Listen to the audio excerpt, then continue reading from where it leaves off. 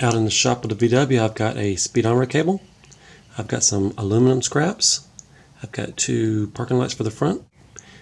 Might try to make those blinkers and parking lights. And I've got a vacuum advance for the distributor. Also, I've got some reflectors.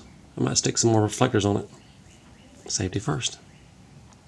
This piece of aluminum, I believe that's going to be the cover over my gauges. That's what I'm planning right now. And I might keep that rough edge. Who cares? So my gauges are inside this, and rain, dirt, mud, anything can go in there. I've already drilled a hole here. I'm going to bolt that. And this is a good 1/4 inch thick. I could even put some blinker lights up here. I could put another LED bar. Very good, very heavy duty. I'm going to put 2 screws going down into this metal. Maybe run a bead of silicone. Who knows? I might put silicone around the windshield too. That's what I'm thinking. And if you want to add one more thing to the list, I've got this shifter. I kind of like the looks of it. There's supposed to be a plate, a reverse lockout plate that I've lost. I got the same issue with the other one. It has no reverse lockout. We might try to put that on. And then for the parking lot blinkers, I'm thinking maybe right here. High enough not to block my low beams. Put a little angle bracket under there. Put that on right about there. At least that's what I'm thinking. We'll see. I'll let you know.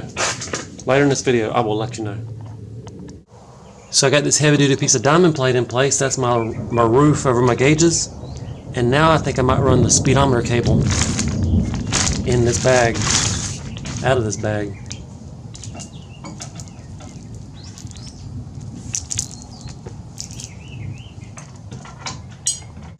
So if we look up in that hole, that's where your speedometer cable goes. I gotta make that hole a little bit bigger. The cable now has a nut. The old cable, it just pushed on. It was broke, it was junk. So the speedometer cable is now hooked up. I made the hole bigger, I just gotta put the piece back in place. See where the hole is now bigger right there. It should work out. Let me put the camera down and get it on there. So I've got the speedometer cable halfway hooked up, and the other half is in my drill.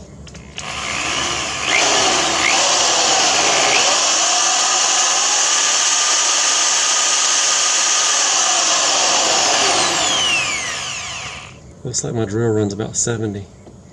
What if we just stomped it to the floor and held it there? Ready? Mark, get set, go.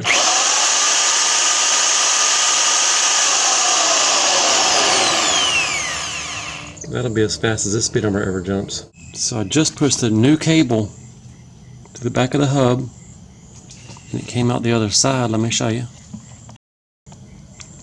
And that's it sticking through the dust cover right there. Now I gotta put a little clip on there to hold it in place. It's this little E-clip right there. E, not for emergency, not electronic, because it's shaped like an E. Flip it over. There it is, E. It's kind of hard to see in the dark, but the E-clip is now on, and the next time we go for a drive, the speedometer should work. Here's a better look at that diamond plate roof. Very heavy duty. So I got this pack of reflectors, and I think I'm going to stick one right here on the windshield. I've customized it. Maybe right about there. That way it can reflect and it won't be in my view. It won't block my vision. Yeah, I like it right there. And there we have it. It is fully stuck. I don't know how long the permanent marker will last, but for now, I like it. Out here on the buggy, my vacuum advance has a little bit of an issue. It's going to make a vacuum leak on the vacuum advance. Here I've got a replacement one. I'm going to stick that on right now.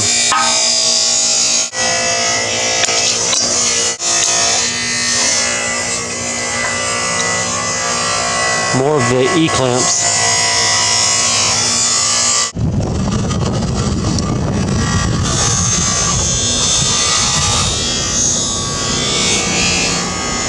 There it is.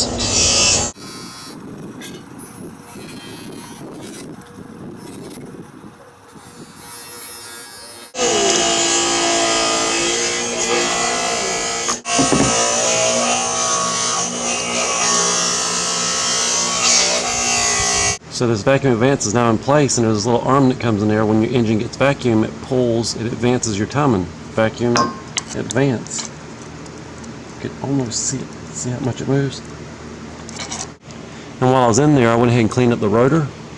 See how shiny that tip is?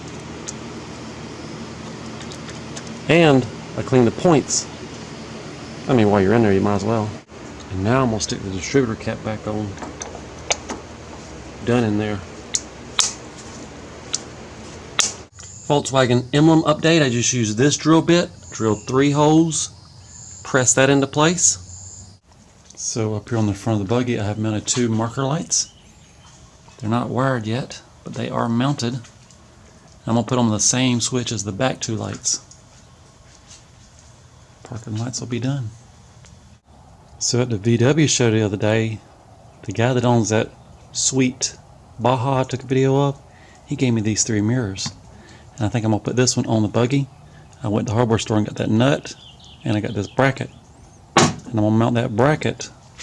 I'm either going to mount it up here for a high mirror, or I might mount it right there for a medium high mirror. Thinking right there. I'll show you once I get it mounted. We are getting a little bit of rain, and I have got my bracket in place. Had to drill this hole out a little bit bigger. I got it bolted on. It is now time to put the mirror in place. I'm going to try the high spot first. We may not even try the lower spot. Something like that. Here's the mirror in place. It's 1 bolt. If I ever decide I don't like it, that 1 bolt comes out, the mirror goes away. Trying to make it a little more street legal. And here's the view of the mirror from the driver's seat. Up out of the way and I can see behind me. I've got the dash all taken apart, and I've got the front parking lights. They're hooked up. I also fixed the oil pressure light. The bulb was blown. Now it works again. Here, I'll show you both. Here's the oil pressure light. It's back to working. There's your front marker lights. If we change the angle, you should be able to see the front and the back come on at the same time. And now you should be able to see the front and the back come on. Now I got to put all this dash back together again. No problem. He's had a bungee cord that kept the clutch pedal from falling forward. I just took this little chain. This is supposed to be to clip your paint can onto your ladder. There's a hook. And now that chain keeps my clutch pedal from flopping all the way down forward. If it were not for the chain, it would flop down. But now the chain keeps it in place. It's a step up. So it's been some time since I started the buggy. Feels like it might be time for a cold start.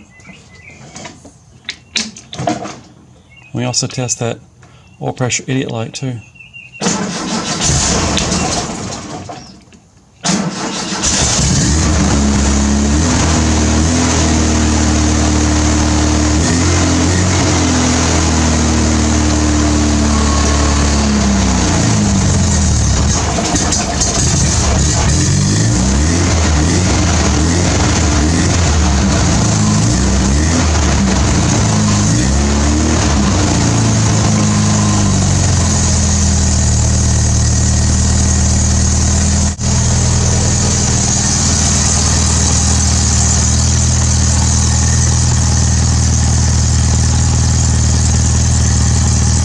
Just got back from the parts store and I got this hose, 64 cents, for the vacuum advance.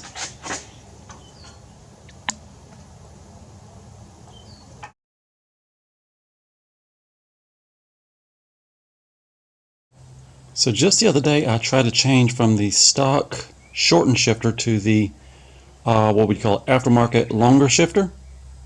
I like the way it feels better to my hand. Anyway, whoever made this custom shifter linkage, the shifter rod, they made it too short. If you look into the hole, that's in neutral. If you put it in second or fourth, that's lined up really good with the hole. I'm assuming they lined it up right there, thought it was in neutral, welded it, and then come to find out that was second or fourth. And when you go to first or third, it's way out of line. It's a wonder that might be neutral. It's a wonder the shortened stock shifter works. So we're going to try to lengthen it up by about 1 inch. And I've got that rebar just for that job. So I just took the grinder and cut through this shifter rod. That's going away. And I've got my piece of rebar. If I don't find something better, it's going to fit right in that hole. Same thing on the other end. Weld it up. And this time we're going to line it up right. It's in neutral right now. We're going to line it up right there. There's my update. There's your update. I've just got to make sure this is straight up and down, and this should be centering that hole. Next step, to the welder. Right here in the buggy, and it's raining, or I take it for a test drive. But we can still pretend. I got the shifter in, linkage is all welded up. We've got first, second, third, fourth, and reverse. And a fake button. And push that just for the front of it. A little bit when you're in first gear, a little bit close to the steering wheel, but it's not too close. The other shifter, I like its height. I just like the feel of this one better. I think I'll take the other shifter and store it in the speedometer cable bag. In case we want to go back. Keep it safe in a baggie.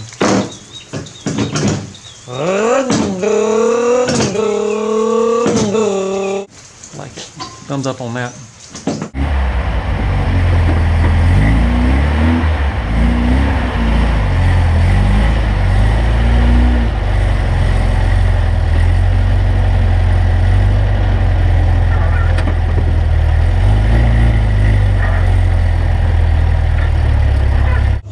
So I just put a new sticker in the trunk. It's that Subway sticker right there. I think they stole John Deere colors. And I put another sticker up on my windshield. I took more of the reflective tape and I made a cross sticker up front. Seems like every buggy at the car show the other day had a theme. I guess mine's gonna be the cross buggy. The clear coated cross buggy. I don't know if I've shown you inside the box lately, but I've got a rope. There's another rope down in that corner. I've got a bungee cord, and I've got a little shovel that I call Doug. You know, just in case you're at the beach and you want to dig a hole. Not for getting stuck. I've also got a tool bag that fits right between the fuel cell and the battery. It's not in there right now. This is cold start time trying out the new speedometer. Well, the new speedometer cable and the shifter.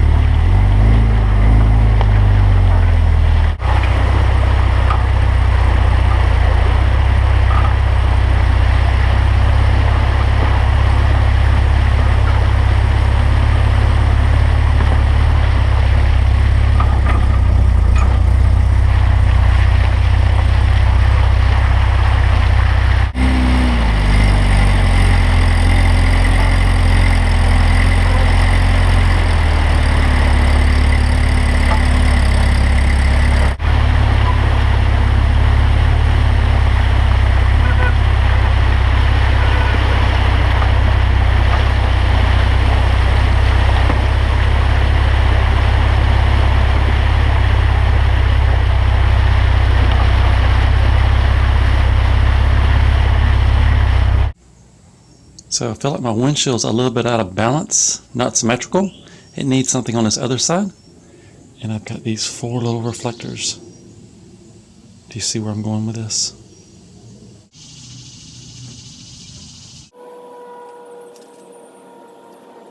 So now we've got a cross on one side and an X on the other. Hang on. And then don't forget about the little pieces I had cut. They go parallel. So now we got a check mark with a line going through it. And then one more little parallel line.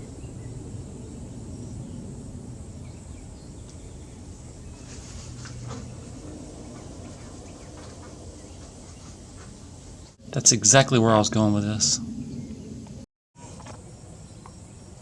I guess that's better. Just riding through and saw this beast, had to get out and film it.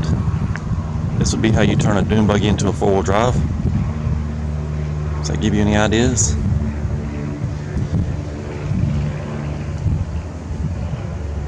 I think it might be a little underpowered, but still, be fun.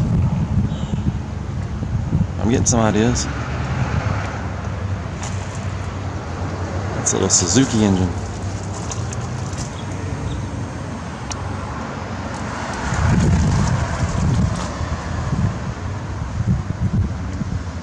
Maybe a Suzuki Samurai turned dune buggy.